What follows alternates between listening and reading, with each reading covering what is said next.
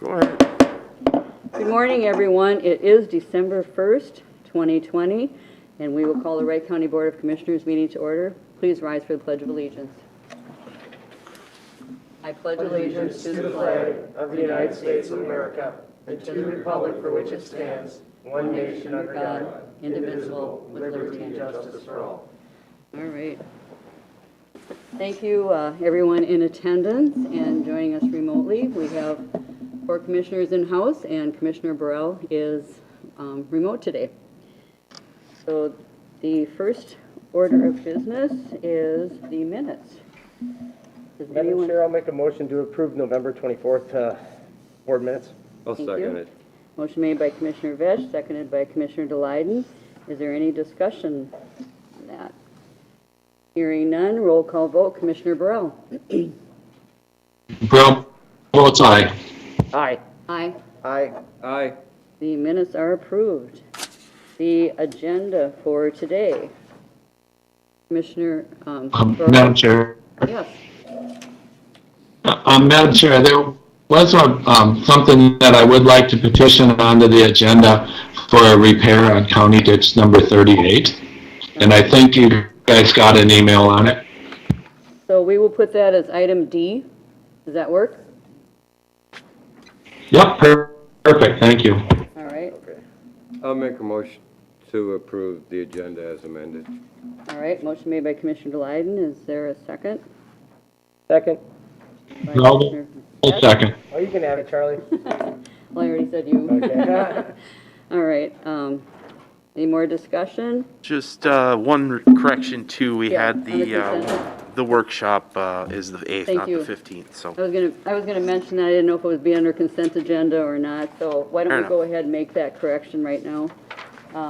So under administration on the consent agenda, it says refer items to the December 15th workshop. That's the December 8th workshop.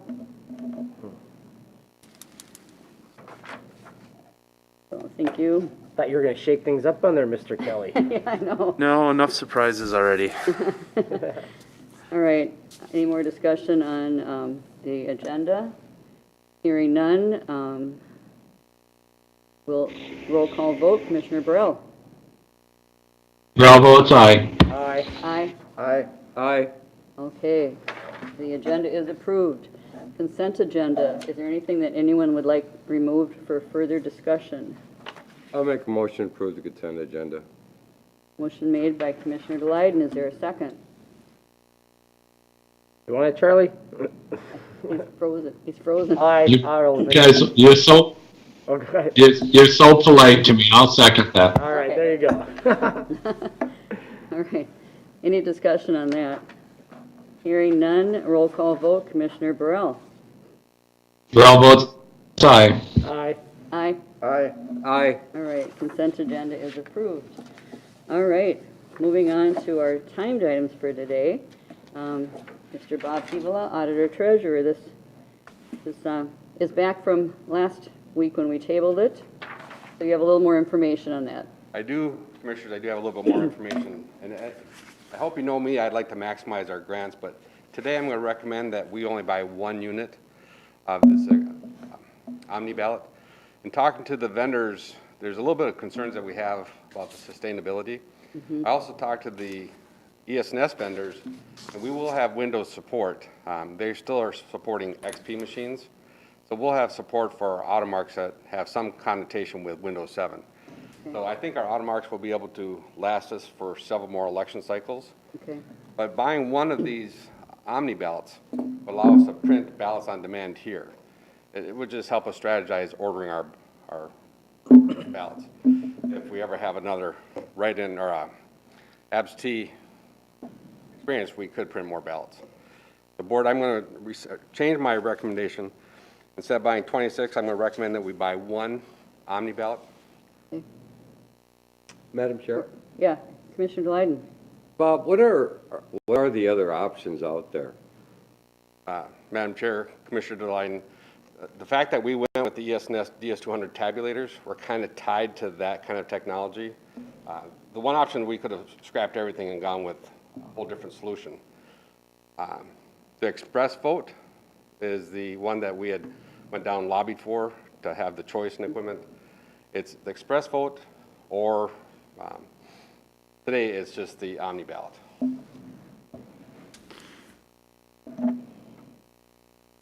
Board, what are your wishes? I would be in favor of supporting purchasing the one, so we have a backup here, but there's no reason to buy 26 of them if they're not going to be supported. I mean, just to capture the grant, we still have to pay the other half, Right. correct? So it's not like a full grant, and I mean, we don't need to waste taxpayer dollars either, so. Well, Madam Chair, I just want to be clear. I'm looking to capture the ability to print ballots on demand. I'm not looking to replace the assisted voting technology. So. Madam Chair, Yes, Commissioner Vetch. Bob, what is the intent for the capital expenses next year for election funds? Because I know being an off election year, then next year would be the capital expenses. What are we planning on purchasing with those funds next year? So, Madam Chair, Commissioner Vetch, what we have kind of decided in the past was to keep our election budget the same. So whether it's committed to buying assisted voting technology, I know that's our next target. But also we'd have to build up a pool of money to replace our investment in technology. So whether it's targeted towards a specific thing or just creating a fund to buy the replacement equipment. So we haven't really, we know we have to purchase something. It's just a matter of whether we pivot to a totally different technology or a different system, or whether we continue investing in the current system is kind of where we're at, but it's an unsure. Right. For sure, we're going to have to replace that assisted voting technology, the machine that helps people mark their ballots. Mm-hmm. We've already replaced all of our machines that count the ballots. So our next thing would be to replace the assisted voting technology. Because, or go ahead.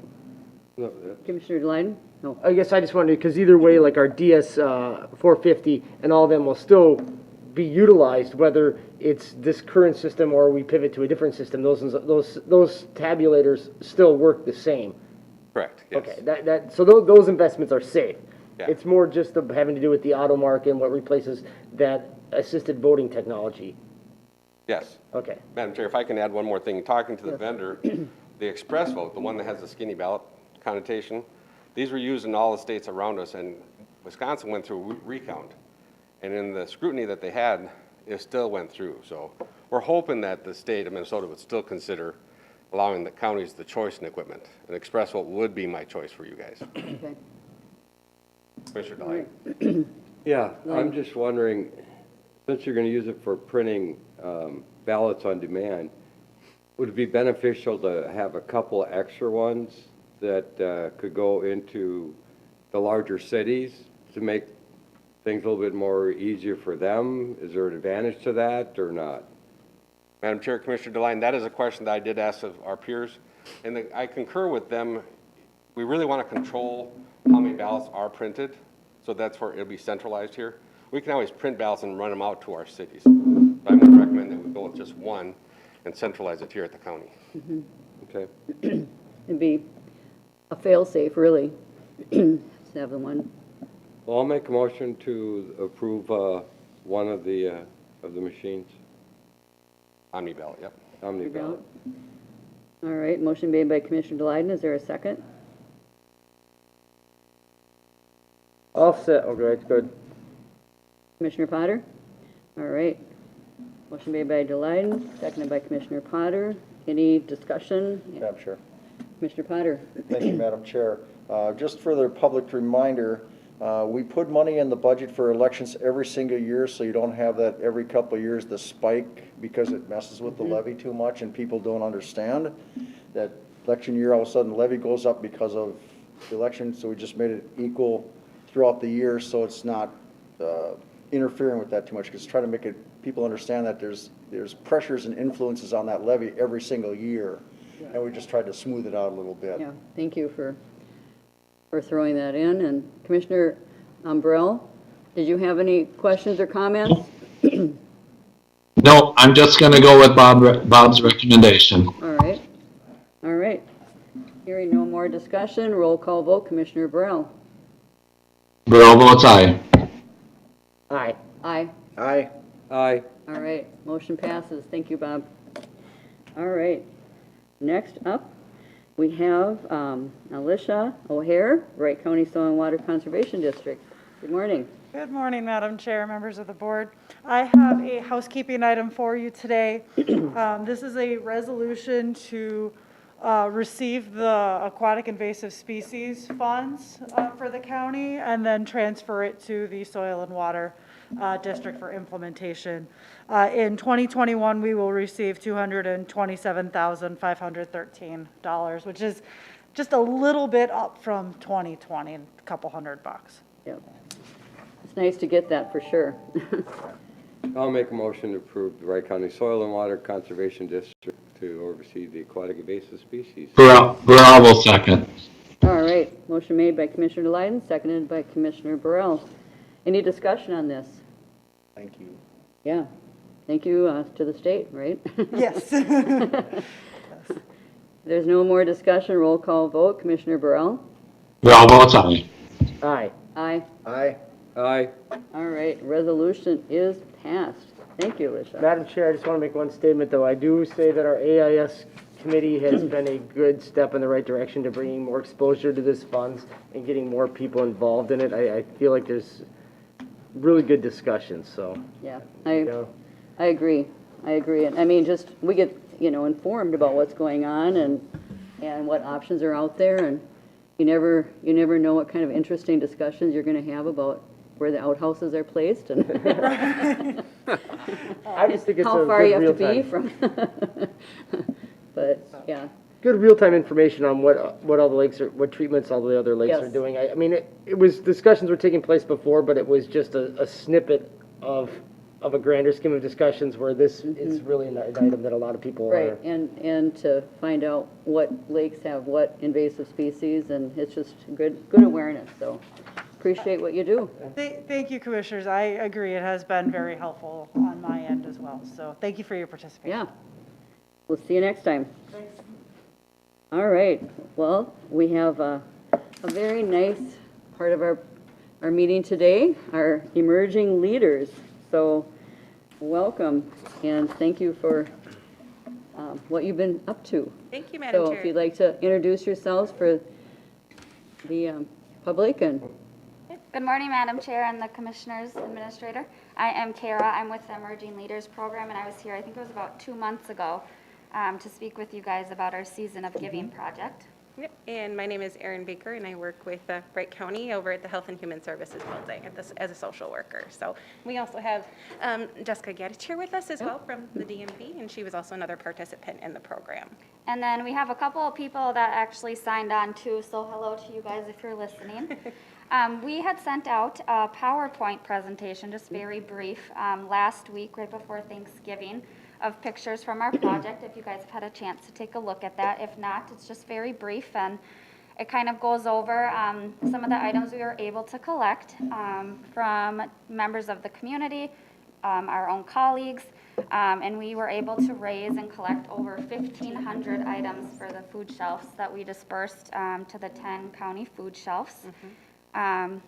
It was surprisingly I just have to say that in light of everyone who's here, everyone who participated, this was kind of it was kind of just a blitz project, right, from conception to execution to approval to delivering, and it was amazing to see not only the generosity of the staff of Wright County, but just the real dedication, effort, and creativity of all of the members of the Emerging Leader Program to just get this together, to get this rolling, and it was a really fantastic thing to see, and in so much so that we've kind of discussed amongst ourselves, seeing if this isn't something that we would like to continue next year and potentially in years moving forward, which is something that we just personally would take on our own time to kind of coordinate and kind of see if that's something we'd want to do. I've reached out to a couple of food shelves, and they said they would continue to be interested. Yeah, I mean, it's remarkable, the number of 1,500 items. That's a lot to collect in a short time, a month. So And we Well, hope the pictures kind of it show loo- I know, it exactly looks- how much. It looks fun with all these carts full of things. It should be noted too that those were just the items that were submitted to our agency. The influence of our project actually extended beyond that, and people were donating these specific items directly to the food shelves Oh, as well, so. okay, yep. In theory, we probably collected way more than that, or had an influence on those donations as well, so. It makes a happier season for people when they, can bake up a storm now they might not have gotten, because baking supplies aren't all that cheap necessarily when you start buying the chips and everything. And so really appreciate what you did. Anybody else have any? Madam Chair? Yeah, I want to thank you for the group for doing this. It is nice to show that the county employees have a concern for the residents of the county also. You guys do a good job taking care of the residents of because it's your job, but also because it isn't your job by doing these sort of things. So thank you very much. Yes, thank you for your support. Thank you so much, we appreciate it. Yeah. Yeah, well, I look forward to seeing what you do next year. Yes, ma'am. Yeah, again, thank you so much. Thank you, you're welcome. All right. So our next item is Commissioner Burrell or Matt Detchen, County Dish 38 discussion. And Madam Chair, I can just do a quick introduction. I know Matt has heads there, but this is a repair on ditch 38. It's between Waverly and Montrose, and it would be from the outlet to the railroad tracks. So what I wanted to point out to everyone is, because we've looked at different options after that, which way we're going to go, but no matter what, this repair needs to be done. And I think Matt will be able to point out to you that the tile is very obstructed and it needs to be replaced. And the other thing that I want to point out, this is probably the first time since I've been on the board where we've had the water flow down to just a trickle, and the conditions are really good to do this. So, and apparently Matt has a contractor lined up that could do this very soon. So I'll let Matt take it from there. Okay. Yeah, unfortunately, I'm not able to put this up. So did you get the email with the attachment? Yes. So the first part of the attachment kind of talks about estimated costs. Second sheet, you can see a couple of the blowouts on the tile there. You can see it's an old concrete tile where it's collapsing there. Charlie was actually out there with us that day when we did the inspection and saw that area. And then the third page, so we had already hired Houston Engineering to do the reestablishment of records, and then they created the repair report. And if you guys remember, this is a messy ditch that runs actually underneath the trailer court. So The we were famous looking, ditch. yeah, and we were looking at a realignment option. The one that we favored was that realignment option number 3, which is also posted here.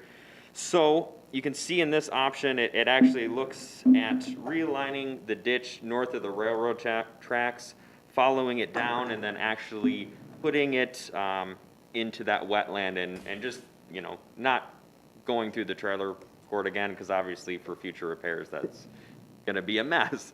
So this part of the repair is just to repair the first 860 feet of that. So if you look at repair or realignment option number 3, you can see where the dash yellow line is, where the realignment option is, and then the purple line.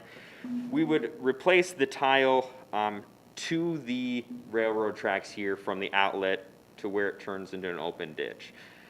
In the future, we can work on actually finishing that realignment option, following it to the west along the railroad tracks. But in order to do that, we need to get easements. We need to pay damages to that landowner. It's kind of more of a long-term issue to get that complete replacement. But I think Charlie's has a good point, is that first section really needs to be replaced anyway. If we replace it now, we can tap in the future realignment option to that new tile. So it wouldn't be any wasted work, and it would get a start on repairs. Yeah, it's and sort of just repair, isn't it? So, Madam Chair, that realignment is gonna be open then?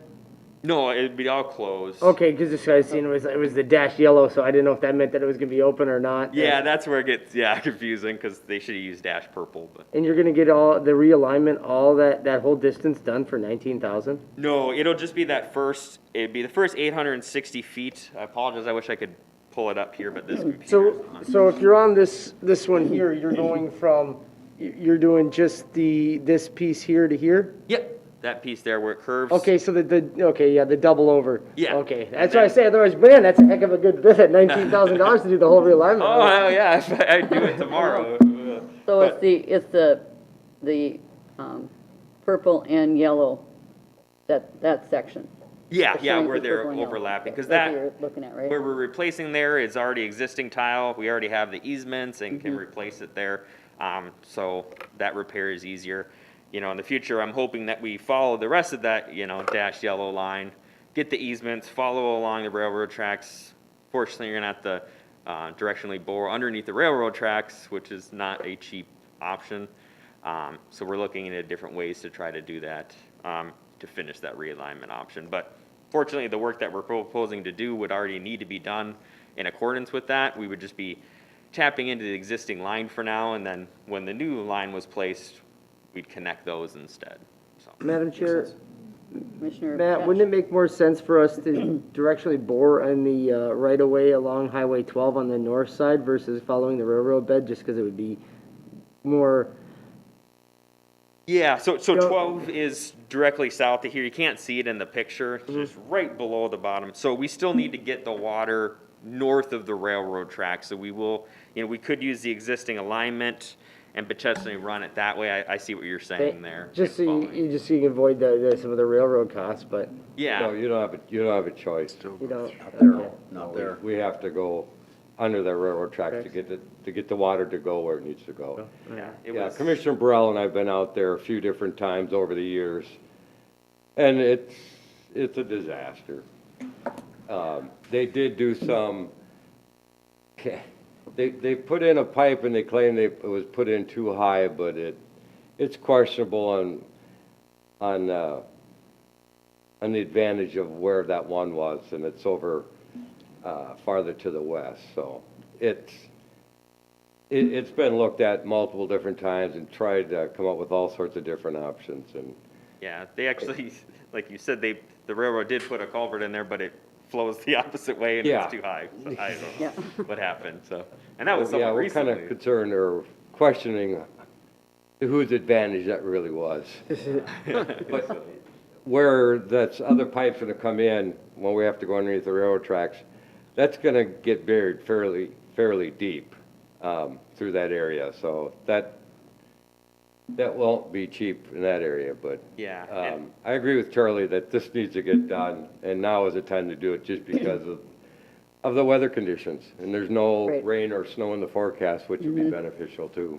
Right, Madam Chair, that's my point. I said, and Matt has a very good contractor from Cokato lined up. It's just, that, and it sounds like he can get right to it. So this is something that we need right away, and it will be used in the future. So with that, Madam Chair, though, I would make a motion for the board to authorize the repair for County Ditch 38 that Matt is proposing here.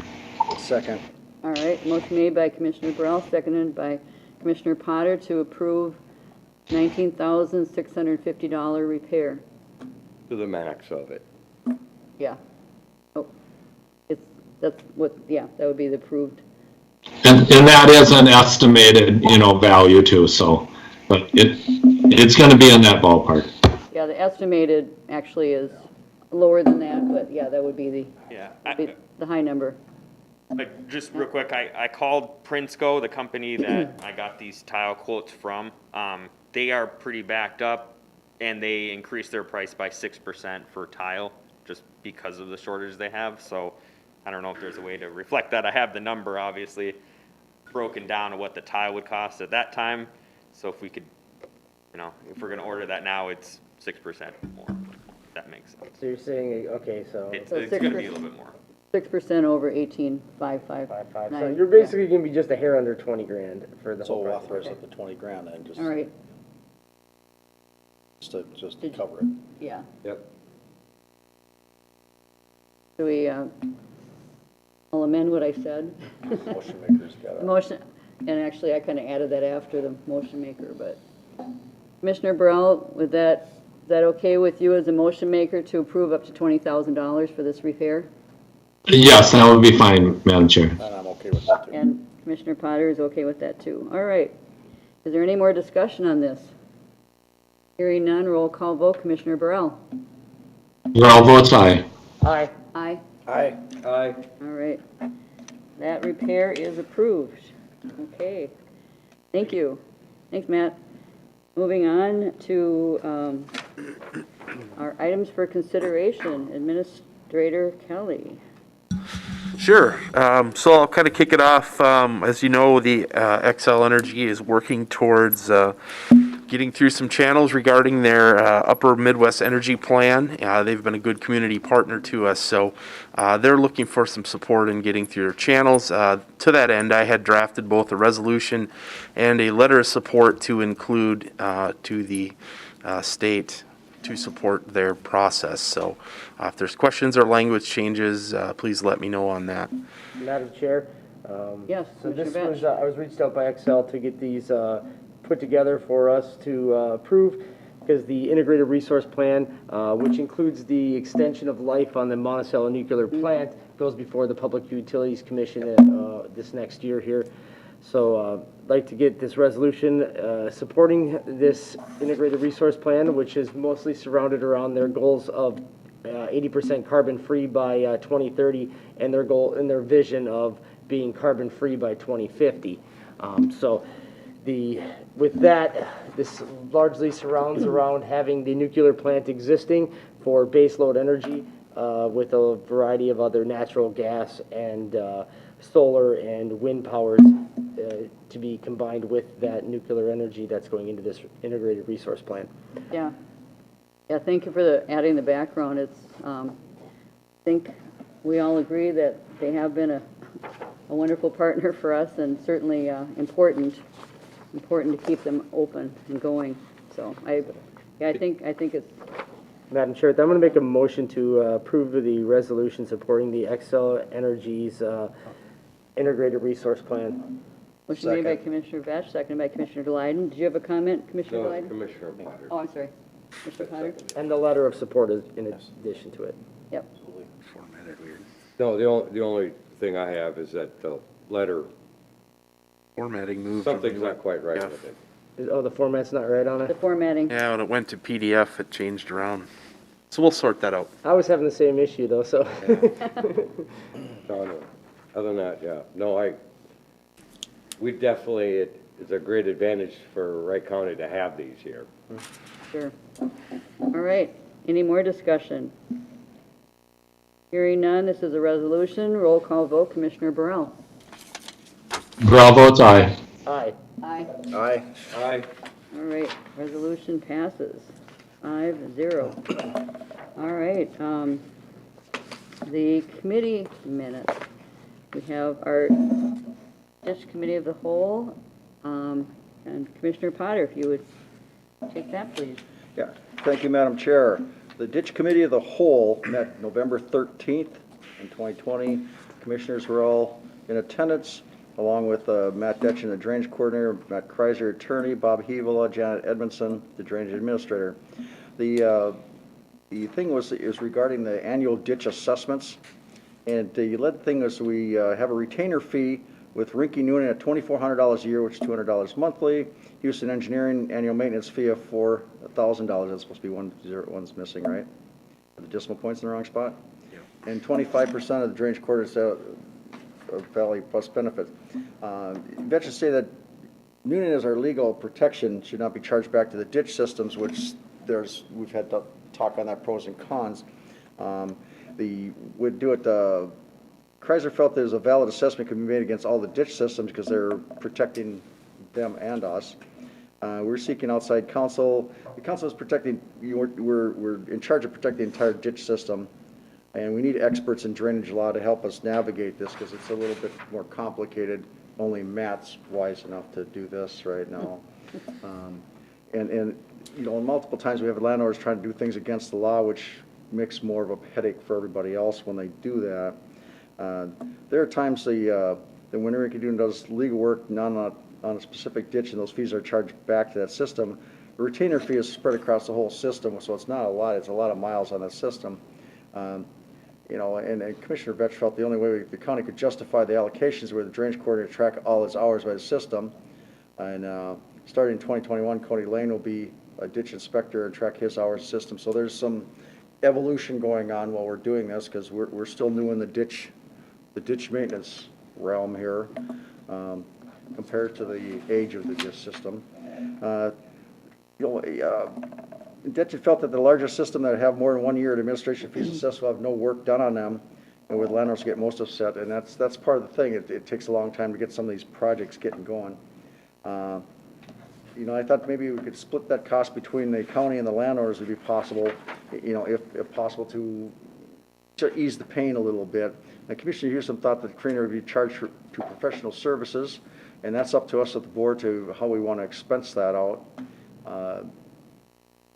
Further discussion was decided what the legal fees paid to the attorney's office and drainage DB percentage of drainage coordinator's salary and the ditch system total miles of system.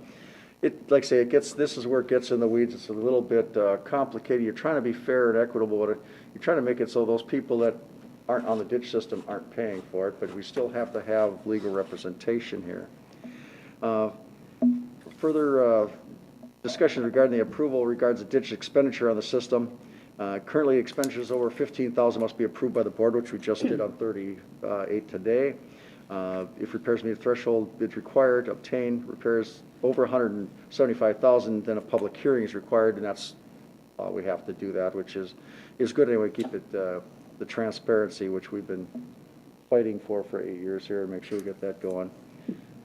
It's further decided by the board to leave the appropriate levels of authorization per current policy, and the Edmondson requested direction from the Drainage Authority going forward. The administrative fees were not assessed in 2020 according to the board approval to eliminate them from the assessments.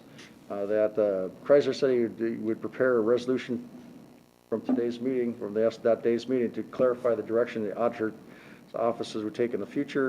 There was nothing else discussed. It's just how we want to deal with this in the future, and there was a lot of discussion on which way to go, and any way you do it, it's right, and any way you do it is wrong.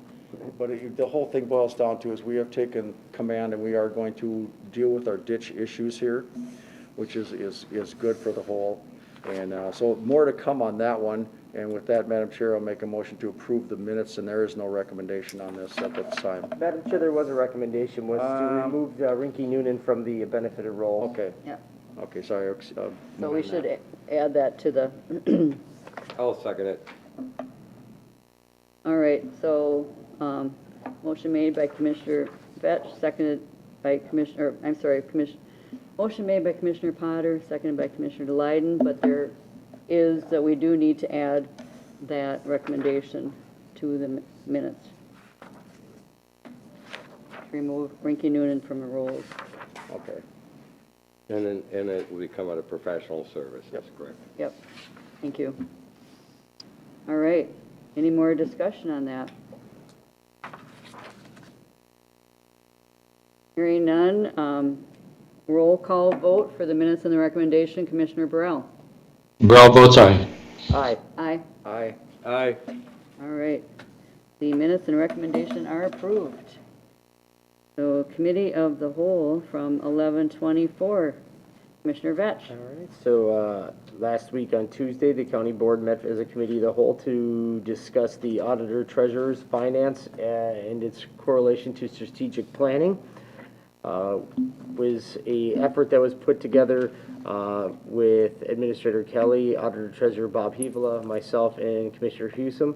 I've had numerous conversations which were precipitated out of the strategic planning that took place at the beginning of this year to talk about the long-term goals of the county and where and how the finances live within the county with the, over that 9-month period of time. Over a number of meetings, it came to the conclusion that now is a good time to make the execution of large-scale financial changes within the county for continuity purposes across election cycles and to make better alignment of financial services within the county. So the discussion and the presentation that was made to the county board was regarding Minnesota Statute 375A 1205, which is the ability for the county to change the auditor treasurer's office from elected to appointed.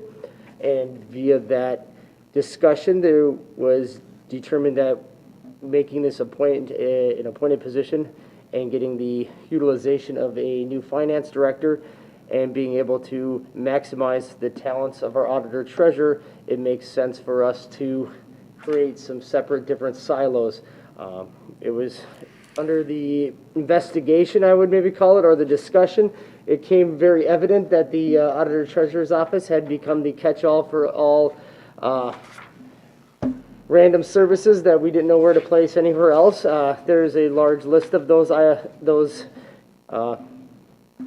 I guess, tasks that were lived in that department, which varied from cemeteries, DMV, tobacco license, passports, ditch records, property tax assessment, elections, land records, grant reporting, auditing functions, investments, payrolls, accounts payable, accounts receivable. There's just a whole variety of services, and a lot of them do not surround financing. So with that, with this move of moving the auditor treasurer to an appointed position, we created some different silos that would kind of change out the operations of the finance in the county, creating a separate finance department and creating an auditing function and in grant management, investment management and auditing functions underneath the auditor treasurer, which will report to the county board, and then the finance director and all the finance reporting aspects, which would be a division of administration, and then kind of sectoring out other aspects of the auditor treasurer's office through discussions between now and the first of the year. The recommendation out of this meeting was to begin the process of Minnesota Statute 375A 1205 in the posting of that pertinent to statute and bring forth to the December 15th meeting for action by the county board. The other recommendation was to begin the process of discussions with members within the auditor treasurer's office in creating new alignments for the placement of the new finance director and the new finance department for the first of the year, and beginning the transferring around of the new organization for financial services. With that, Madam Chair, I make a motion to approve the minutes and the recommendations from the November 24th Committee of the Whole. All right, motion made by Commissioner Vetch to approve the minutes and recommendation. Is there a second? I'll second it. Second by Commissioner Glyden. The only comment I have, and I don't know if the word, did you state that the silos is something we're creating or we're trying to avoid? We're trying to avoid. Yes. Okay. Yeah, we're Breaking trying to down. create different, more aligned services. Yeah. That's right. I said we're illuminating silos and trying to get more okay. aligned services. I I should have used that right. misunderstood, because, yeah, silos we don't want. No. We're trying to avoid silos. All right, any more discussion? I should have said better alignments. Yeah. I think that's what we're really going for, better alignments. Right. So if hearing no more discussion, there'll be roll call vote. Commissioner Burrell? Burrell votes aye. Aye. Aye. Aye. Aye. All right, minutes and recommendation are approved. Moving on to our next minutes, Commissioner Glyden. Thank you, Madam Chair. The IT committee met on Wednesday, November 25th. Pretty much everybody that's supposed to be there was present, along with some additional people. There was one person that was a little bit late because they forgot. But he finally did show up, and was great to have him there. Anyway, Matthew Fomby, our IT director, started out with talking about our new ECM architect and our 365 architect. Connie Mae Cooper who was a business analyst, is now the ECM, which is Enterprise Content Management Architect. And she will work heavily with our county's OnBase and SharePoint platforms and their content management capabilities.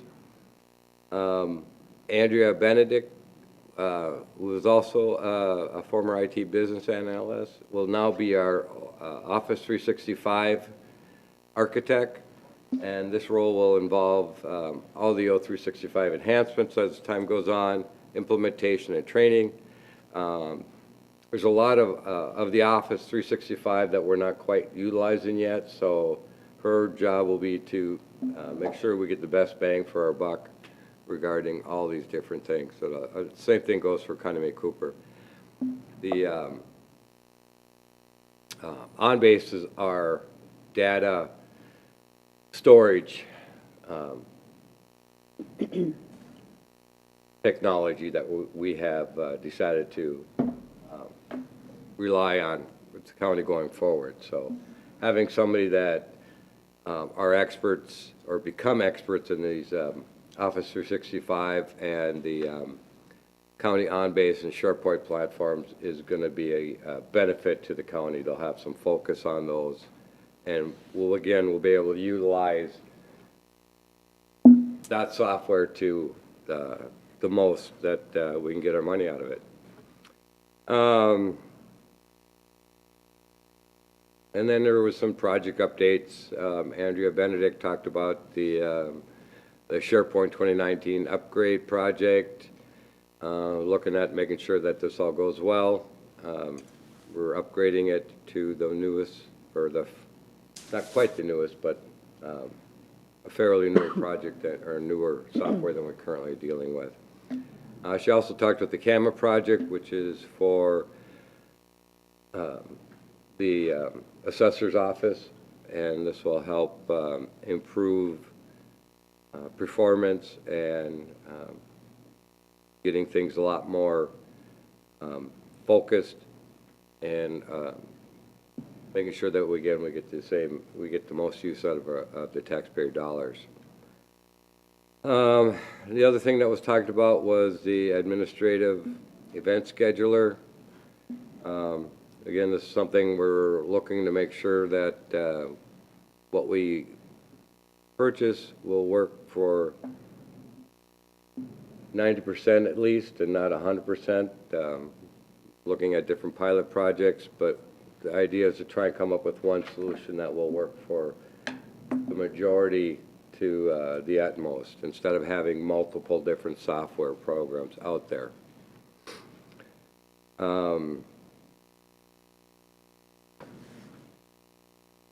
And there were no new projects.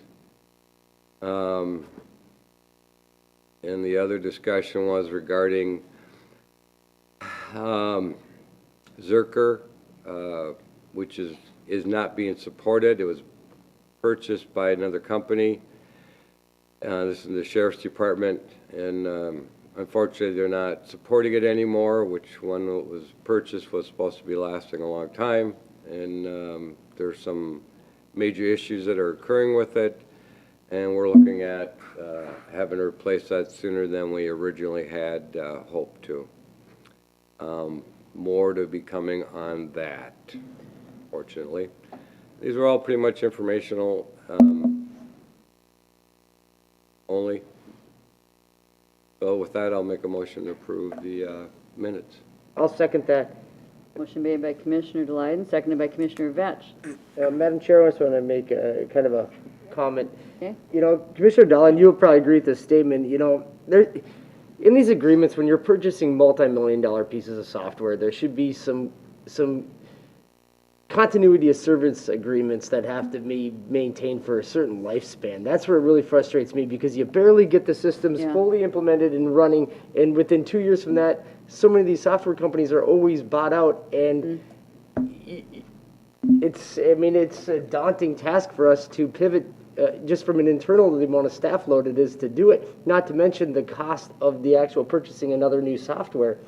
I guess I would say if we have to move this again, I would try to find a way that we could get some legal language in there that basically makes them have to maintain, some sort of continuity of service with it for a period of time. Well, the way it sounds, the attorney's office is sending a letter to them because what was in the contract is not being supported right now. So there is, we are trying to highlight what their contract said and what they're currently providing us. So hopefully we're going to be able to get some resolution from that for the time being. Well, that's Yeah, good, hopefully. it's very frustrating. I mean, this has been going on since we've really been involved and trying to get us up to speed in these different areas, and all of a sudden it's not, oh, they're not supported anymore, they sold their company. It's like, well, okay, now what? But very costly. Madam Chair. Commissioner Potter. Thank you, Madam Chair. And that's the strange quirk in law. You can sign a contract and they say they're going to support it. They get bought out by another company and all bets are off. And it goes into the legal realm. Yep. So it's like, how do you trust any product now? It's like, are you subject to buyout, which you don't know?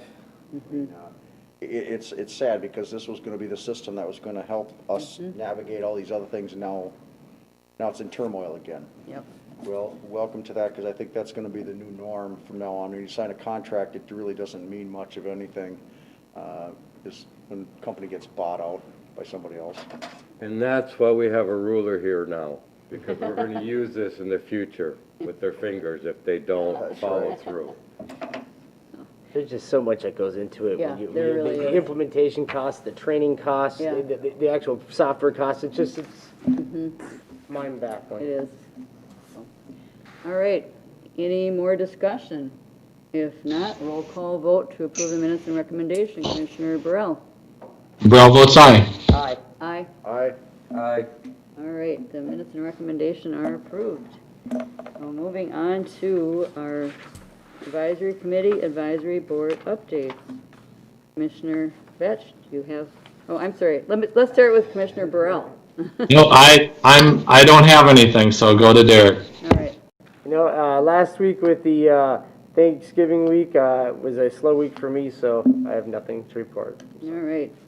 I just have one basically from the Midwest Regional Forensic Lab met last Wednesday virtually, and Sheriff Derringer was there also. We had our staffing update, went over some of the people that were, getting signed off in casework and finishing up DNA training, and so it's kind of constant with that also, and some cross-training, so they, one that's training in latent prints is also working part-time in serology. So they have a lot going on there all the time. And a little bit on the casework update. So overall, the casework has been down about 6.5%. However, in August, October, November, in biology, they had a massive increase those 3 months for some reason. So they still doing their real fast on their priority turnaround on their different latent prints and tox screens, drug chemistry, and biology. So they're doing very well that way. And also, we had a grant update on the enhancement for backlog reduction grant solicitation. So we've been getting this grant, and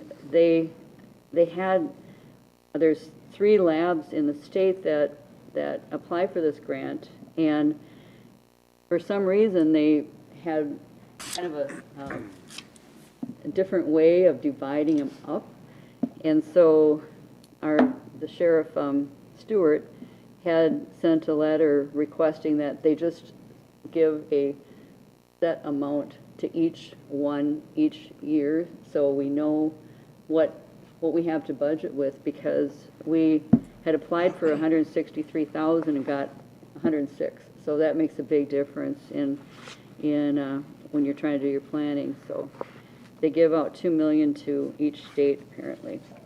So anyway, it was kind of a short meeting, because it seems like meetings aren't the same when they're on Zoom as when they're in person. You don't have kind of some of the same interactions, as we all know, but anyway, it was a good meeting, and our next meeting, we're hoping that it can be in person in Wright County next March, so that's all I have.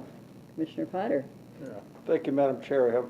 I have no committees to talk about, but I talked to Tammy Wright, Chief Deputy in the Auditor Treasurer's Office, about our tax rate, because that seems to be a cusp of discussion that in the last election cycle here that we've been all over the place.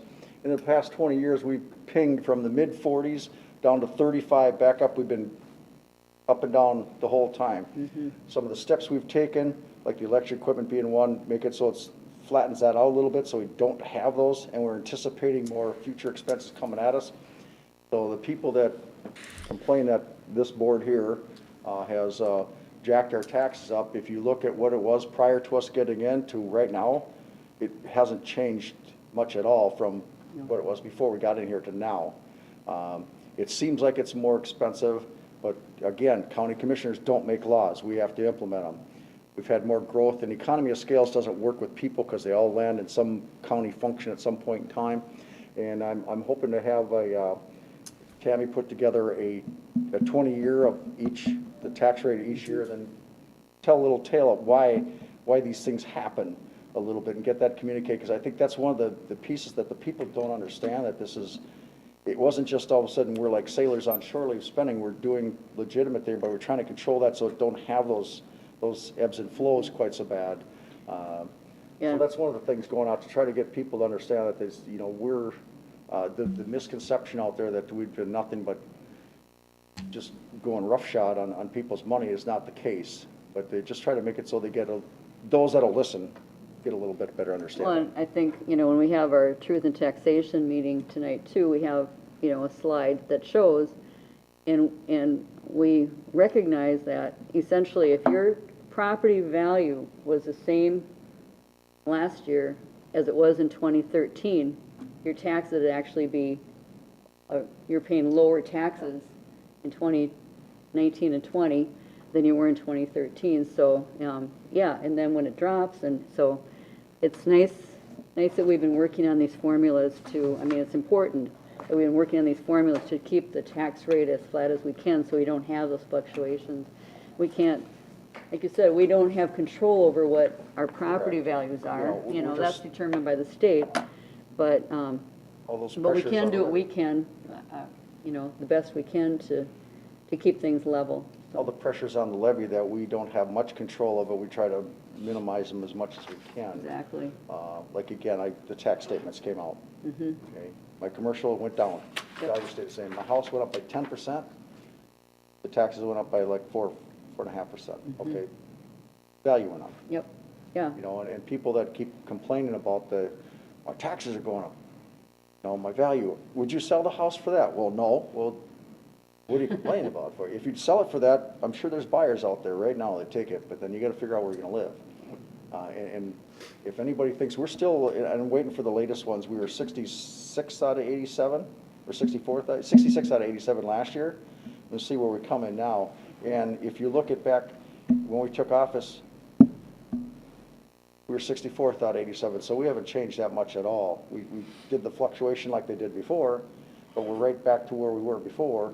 And I just keep reminding people we're the 10th largest county, and if we're at 66 out of 87, we're actually doing a pretty darn good job here as far as keeping things under control and still anticipating future expenses of what's coming on and growth.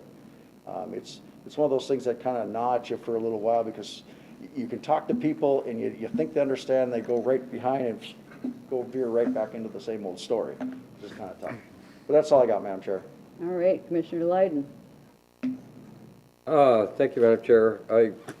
The only thing I have is, I don't know if you had a chance to see this. This was on Route 50. An email we get, but it's a 25th annual highway report, and it shows rankings, and this is the newest one. Is from the 25th annual highway report. And this is for 2018, which is the newest information that's available for this company to deal with. And in 2015, Minnesota was ranked at number 25th in the nation, right in the middle. And in 2018, we were ranked number 15, with North Dakota ranking number 1 as the best highway. So Minnesota is moving up slightly, and so that's a good sign. I'll pass this around for you guys to look at, and if you want that email sent to you, I'll be happy to forward it to you too. Yeah, thank you. Commissioner Information. Leiden. The amount of energy and effort by us in the transportation over the past 8 years to get the legislature to pony up more money into the system has helped, because we had taken a serious drop in the wrong way, now it's heading back. Yep. Which is good, but it needs to be sustained. One of the problems with the legislature is they give you some money one year and they think they check the box and move on, we're all done. It's a continuing process, and like I say, hoping going forward we keep it up, because our new transportation study told us how much more expansion needs to happen. This went from what, 70-some million to 140 million-ish.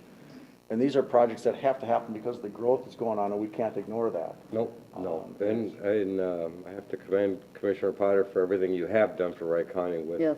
everything you've been doing with our transportation, with AMC, and also with the other organizations in Minnesota to keep us at the forefront of the legislators, both in Minnesota and nationally too. So we're gonna miss your guidance and your help on that going forward. And you've been an unpaid lobbyist for us, so. Yes. Thank you for the yeah, kind I mean, words. it's- Commissioner Vetch gets to pick up the torch and run with it now. The whole thing boils down to is that you got to be at the table, otherwise you're on the menu, and we are in the wrong position, Collier County, to sit back and do nothing. We have to be at the table, and you got to keep pressing them, because if you don't press them, the squeaky wheel gets greased. And like Commissioner Vetch and myself had a few talks, is the next elephant in the room transportation-wise for us is that river crossing in Monticello, and there's like a chess game. We got to keep doing those little moves to hopefully by 2030 get to a conclusion, a consensus where it's going to be, what the cost factors are, and get it going. Because if we don't do that today, it's not going to happen then. And I just, like I say, just keep pressing. And when they tell you, I'm not raising tax, I'm not doing, well, where are you getting the money for this? It's not getting any cheaper. And delays cost a lot of money, and the growth is not stopping here. You can tell by the treasurer's and the recorder's office. It's not slowing down. And they saw a dip in revenue for, what, 2 months? Even MnDOT and everything, they saw a 2-month dip, and then always right back. Same with our sales tax option. We saw a 1-month dip, and it came back. I mean, you've got to keep doing it. Yep, that's one of the 3 reasons why we had a Continental Congress, so. So anyway, I forward that report to you. Thank you, Commissioner Right, Leiden. thank you. Administrator Kelly. Yes, as was mentioned, of course, we do have our meeting formerly known as Truth and Taxation tonight. As you know, we'll be live streaming that for those that are interested. We'll also be here, but trying to observe the governor's orders with group gathering. So we've tried to space out the room and provide other spaces if someone is interested. Or if they have comments, feel free to email them to myself or the comment page through the website. So I want to make sure folks are aware of that. Also want to extend a welcome to Liz, our office manager. It started yesterday, so we'll get her introduced to you soon, and looking forward to working with her in the future here. So that's all I have. Okay. All right. Leiden? Can I ask how interviewing's been going for our finance director and project, project manager? Or Administrator. Yep, we're getting Project dates scheduled to do that. We had a number of applications, good pools on both. So looking to do that here coming up in December, the interviews. So Good. So sometime after the first year, I'm assuming. that's kind of the thought process with the holidays. It's a difficult time to start people typically right before Christmas. So Yeah, all of a sudden it's December, huh? correct. All right. If there's nothing else to come before the board, we are adjourned at 9:59. Perfect. Thanks, everybody.